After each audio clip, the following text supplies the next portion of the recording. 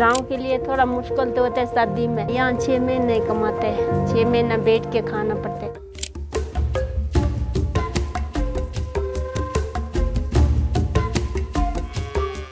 India has over 100,000 villages.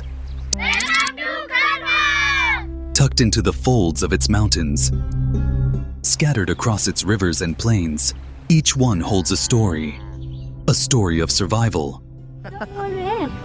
मेरे teacher है बोले नहीं जी आप तो छाई हुई है ना कैसा छाई वहाँ तो यूट्यूब पे आए Of faith, of a people who built their world not from what the land gave them, but from what they dared to imagine. And then there is Himachal Pradesh, a state carved into the spine of the Himalayas, where the air thins, the roads disappear, and time itself seems to slow. Himachal Pradesh is home to countless valleys, some famous, some forgotten, and some so remote that the outside world barely knows they exist. One of them is Kalpa. And once you find it, once you truly see it, you will understand why it has quietly stolen the hearts of everyone who has ever walked its ancient paths. Nestled at an altitude of nearly 10,000 feet, in the far reaches of Kinnar district, Kalpa is not just a village, it is a world unto itself. A place where ancient Buddhist temples stand shoulder to shoulder with snow-draped peaks, where orchards of apple trees stretch across terraced hillsides, and where the silence is so deep, so complete, that it feels almost sacred. For centuries, Kalpa has been more than a settlement. It has been a waypoint, a resting place for pilgrims who dared to walk the treacherous trails toward Kailash Mansarovar. You are the maker of your life. That's the only way it can work. One of the holiest sites in the Buddhist and Hindu faiths. Travelers came here not just to rest their weary bodies, but to prepare their souls for what lay ahead. The mountains around Kalpa were not just scenery, they were a gateway. But Kalpa is not frozen in the past. It is alive. It breathes. It changes with the seasons.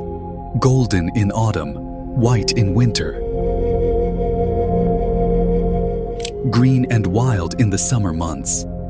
The people of Kalpa have lived here for generations, carrying forward traditions that stretch back centuries, weaving together Buddhism, nature, and the rhythms of mountain life into something rare and beautiful.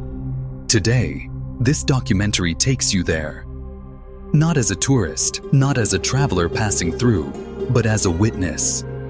We are going to walk the same paths the ancient pilgrims walked. We are going to sit in the same temples where prayers have echoed for hundreds of years.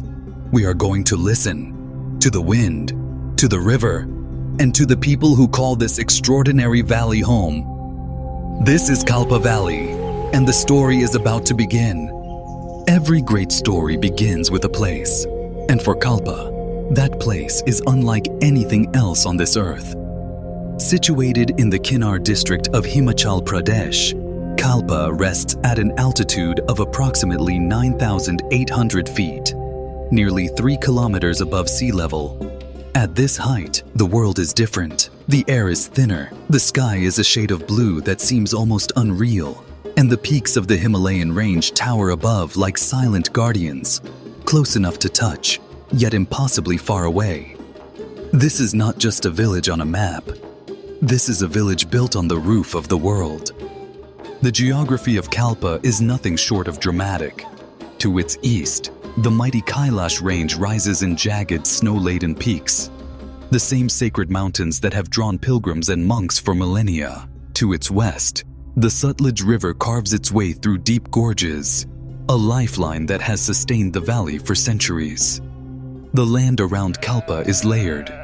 Terraced hillsides of apple orchards give way to dense patches of cedar and oak, which in turn surrender to barren, windswept rock as the altitude climbs. Every step upward is a step into a new world. But it is not just the land that makes Kalpa extraordinary.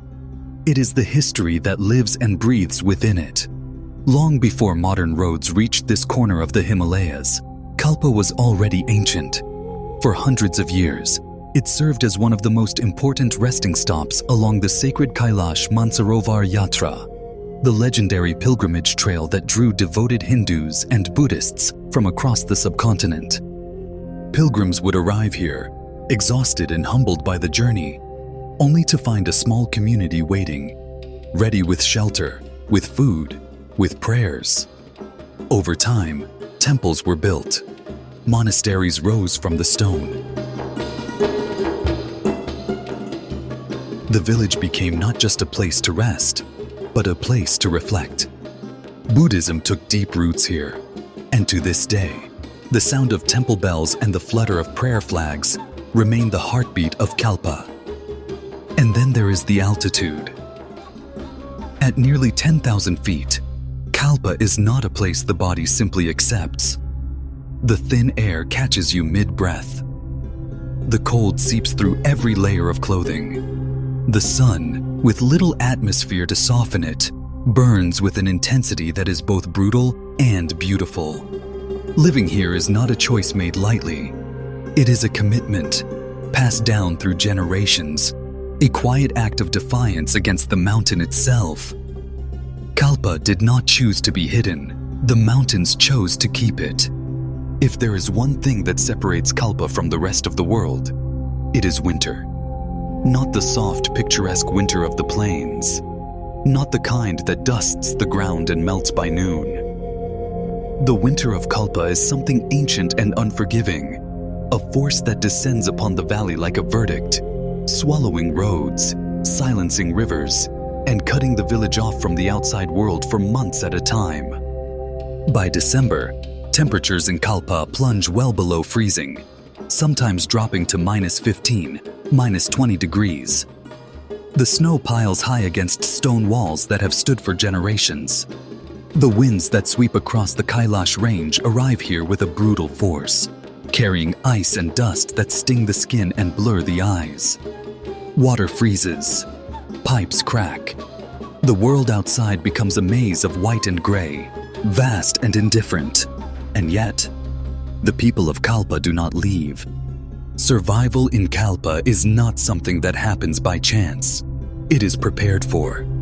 Months before winter arrives, the people begin to gather. मेरा नाम तो प्रवीण चौहान है। मेरा नाम चुक्की है। मैं कल्पा गांव की रहने वाली हूँ। Firewood is chopped and stacked in towering piles against the sides of homes.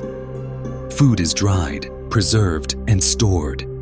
Apples, vegetables, grains, all tucked away like quiet prayers for the months ahead. Thick woolen blankets are pulled from chests. The homes themselves, built from heavy stone and thick timber, are sealed against the cold.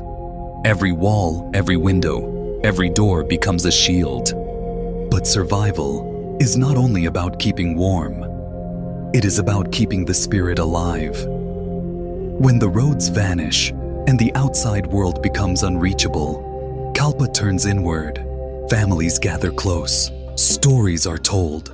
Stories of the old days, of the mountains, of gods and ghosts, and the brave souls who once crossed these very peaks. Prayers fill the cold air. The temples, even in the harshest months, remain open. Because in Kalpa, faith does not hibernate. It is the fire that never goes out. The people of Kalpa do not speak of winter as something to be feared. They speak of it as something to be endured, with patience, with togetherness, and with a quiet strength that has been built over centuries.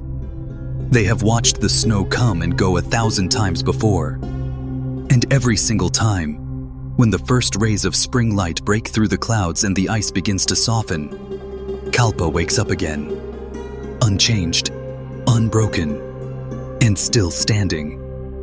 The mountains tried to bury them, but they built their home on top of it instead. The mountains may have shaped Kalpa, but it is the people who gave it a soul. Generations of families have lived and breathed on these terraced hillsides. Farmers, monks, weavers, storytellers, each one a thread in a tapestry so old, so tightly woven, that pulling even one strand apart would unravel something sacred. Culture in Kalpa is not something you observe from a distance. It is something you breathe. Buddhism runs deep here, deeper than anywhere else in Himachal Pradesh. Prayer flags line every rooftop, swaying like whispered mantras. Monks move through the village at dawn, chanting sutras that echo off the stone walls and drift into the cold mountain air. Festivals are celebrated not with noise, but with devotion. With butter lamps lit in ancient temples, with offerings placed before carved idols that have watched over this valley for hundreds of years. The people of Kalpa carry a warmth that matches the fire in their hearts. They greet strangers not with suspicion, but with open hands and open homes. Hospitality here is not a gesture, it is a way of life. A traveler who knocks on any door in Kalpa will not leave empty. They will be offered tea, a seat by the fire, and a story. This is how it has always been. The mountain may be cold, but the people never are. And then there is the food. Simple, honest, extraordinary. The cuisine of Kalpa is born from the land itself, from the orchards, the fields, and the livestock that share this harsh mountain with its people. Thick dal, handmade roti cooked on a flat stone griddle, and hearty stews of local greens and root vegetables. These are not just meals. They are rituals. Every bite carries the taste of altitude, of effort, of hands that have worked the earth for generations. And the apples, Kalpa's famous apples, golden and crisp, are as much a part of the village's identity as the temples themselves. Kalpa does not shout about its culture. It does not perform for cameras or tourists. It simply lives it, quietly, deeply, every single day. In the prayers at dawn, in the hands that knead dough by firelight, in the stories passed from grandmother to grandchild on cold winter nights. Culture here is not something kept in a museum. It is something eaten, sung, prayed, and breathed, alive in every corner of this ancient valley, as natural as the mountains that cradle it. We came here looking for a valley, a place on a map, a name we had barely heard before. What we found was something far greater. We found a world, small, quiet, and ancient, that has been living and breathing on these mountains long before any camera ever pointed its lens this way. Kalpa taught us that survival is not loud. It is not dramatic. It is a slow, steady, unbroken thread, woven through generations of people who refused to leave, who chose to stay, who built their entire world on a mountaintop and called it home. It taught us that culture is not something you visit. It is something you carry. And it taught us that the most extraordinary places on earth are often the ones the world has never thought to look for. But here is the truth that Kalpa whispered to us, in the wind, in the silence, in the space between prayers. Places like this do not last forever. Not by themselves. They last because someone chose to remember them. Because someone chose to share their story. Because somewhere, in a room far from these mountains, a person heard the name Kalpa and felt something stir. A curiosity, a pull, a quiet, undeniable urge to go. So here is what we ask of you.